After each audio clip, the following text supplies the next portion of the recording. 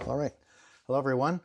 What if I could tell you that I can shave a full pound off of your Charger V4SC charger? Every passionate rider has one of these, or maybe you have something else. This is what I choose. I trust Roger. He's been amazing in terms of support, and yeah. So, long story short, I do long trips. My backpack is full, and I'm looking for every way that I can to trim weight, trim size. And I've found a way to reduce the size of this hypercharging setup by 43%, going from 273 cubic inches all the way down to 155 cubic inches, and shaving a full pound off of this by just making a few minor changes. And I'm going to tell you how. It's really very simple. So everybody's got the charger. We've all got the little bumpers on there. Put that in the box. Comes with a nice long cable. Put this in here. The XC90, and I'm just going to put two adapters in here. So put that all in here. It's all neat, it's all padded, it's all protected. That's all very cool, but when you put it on the scale, boop, that's 2772. That is 6.1 pounds. I'm going to show you how we can get that down to exactly 5 pounds and all the way down to 155 cubic inches. So here's what we're going to do. This case is nice, it's cool, but we don't need it. The reason why we use it is because we want to protect the screen, right? We want to protect the screen and all of these buttons and these things, but I have designed a cap lid, which is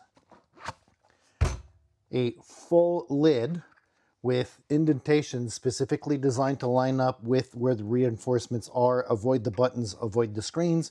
There's a little indication here, front, top, and a little drawing so that you can't get it wrong.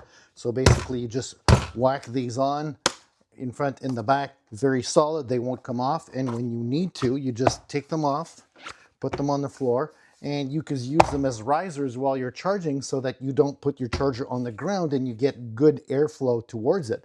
So this is step number one. Did I just put it in right? Yeah, I didn't pay attention. Yes, I did. There we go. And I'm going to put this like this. So we're going to put that on the scale. Now the next thing that we're going to do is we're going to no longer carry all the adapters that come with it. We're going to carry only the one that we need, just the one. Obviously, we're going to need to carry the XT90 cable. XT, I think it's XT. So we're going to put that on here. And then the other thing that we're going to do is, instead of using this beefy cable, which is excellent, I have found a much shorter cable that works well. I've been using this for a year and a half, works very well. I've got them on several of my chargers. I've recommended to all my friends.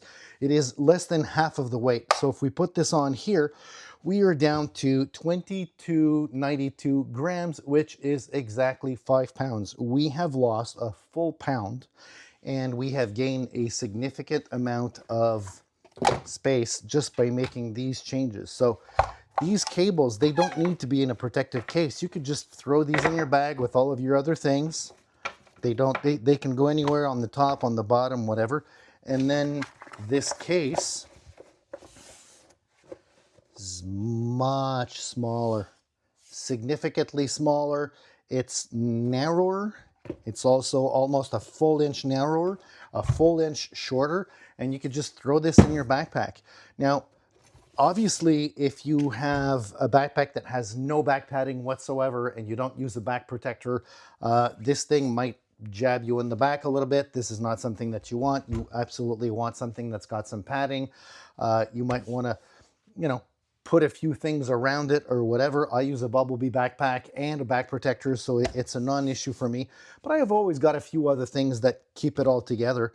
And this is very solid. This is all very solid. The only fragile parts that I never want to damage are the screen, the buttons, perhaps this little grill, and of course the pins on the socket here. But with this, we have everything nice and protected. So I will drop links down in the bottom.